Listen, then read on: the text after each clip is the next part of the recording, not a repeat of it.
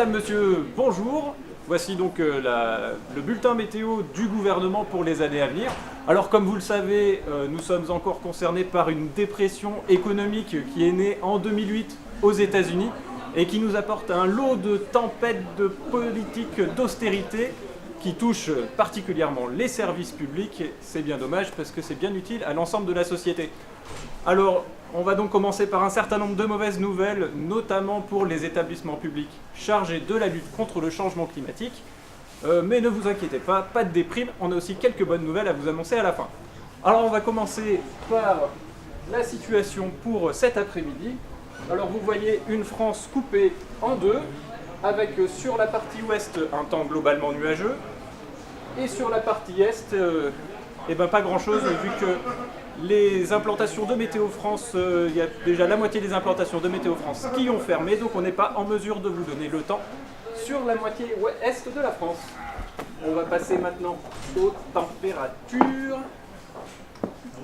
Alors comme vous le voyez, des températures très variées, on n'est pas capable non plus de vous en dire beaucoup plus, puisque nous n'avons plus de normale saisonnière à vous fournir, puisque Météo France n'a pas été en mesure de remplacer les 2/3 de ses postes de mesure climatologique pour l'année 2017 et 2018, faute de budget.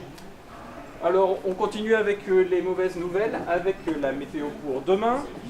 On constate que la carte est vide, je crois, on me fait signe, oui. Le prévisionniste de Météo France qui était censé faire cette carte, malheureusement, fait partie des 95 postes supprimés en 2018, donc il n'y a pas de météo pour demain. Enfin, nous allons voir maintenant le temps pour après-demain. Alors, vous voyez... en fait, on ne voit rien du tout. Oui, on me fait signe. Ah oui, il n'y a pas de carte de France, vu que l'IGN est également concernée par les politiques d'austérité. Et donc l'Institut géographique national n'est plus en mesure de produire des cartes de France. Alors, comme promis, on va quand même passer aux bonnes nouvelles maintenant, avec la météo des paradis fiscaux. Alors on va commencer par les îles Caïmans, où une pluie d'euros est annoncée pour les prochains mois. Dans les Bermudes, c'est un grand soleil plein de dollars qui attend. Sur la Suisse, on a une pluie de devises qui va arriver également pour les prochaines années. Et sur le Luxembourg, également un temps anticyclonique avec un maximum de capitaux venus du monde entier. Tout cela fait que le thermomètre de l'évasion fiscale s'emballe, vu que ce n'est pas moins de 20 milliards d'euros par an qui quittent la France pour ces paradis fiscaux. Alors, vous vous y attendez, le dicton du jour, faut pas attendre la Saint-Glinglin pour se bouger le popotin. Des financements, il y en a pour la lutte contre le changement climatique.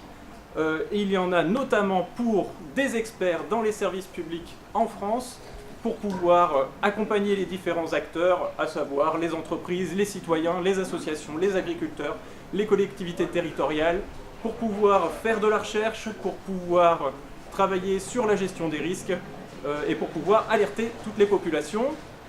La dette la plus importante pour les générations futures, ce n'est pas la dette financière, c'est la dette écologique. Donc on compte sur vous pour ne pas laisser des technocrates décider de votre avenir. Voilà, c'était les agents du CEREMA, de l'IGN et de Météo France. Ne lâchez rien et à très bientôt.